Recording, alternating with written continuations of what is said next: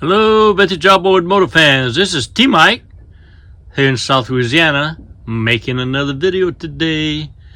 Today's video is on a restore I'm working on for Mike up in New York.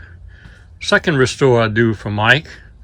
This restore is on a 1954 10 horsepower Johnson, a QD-15. Restore number 124. I got her all prettied up. She was in a little bit of a rough shape, cosmetically, a lot of sanding and grinding, and a little bondoing. Got her looking pretty good. I got her painted up with my favorite paint, vintage outboards, the dull aluminum and the seahorse green.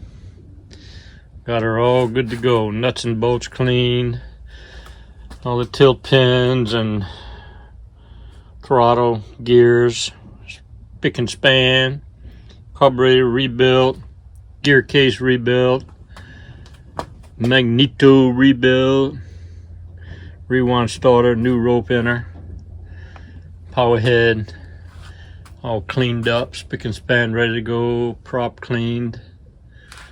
She's all tidied up and ready for the best part, new gaskets. Ready for the best part, the assembly. I love it. Thanksgiving is this Thursday. Today is a Monday. Try to get her done by Thanksgiving and get her shipped out to Mike before Christmas time. So I hope y'all enjoyed the video. I love what I do. Cold and rainy season is here. It's my best favorite time to work in my shop.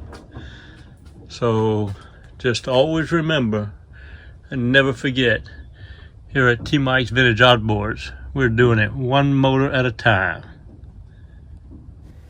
I hope y'all enjoyed the video. Here at T-Mike's Vintage Outboards, we're doing it one motor at a time. Please click on subscribe. I guarantee to provide weekly videos. Au revoir mes amis and laissez les bon temps rouler.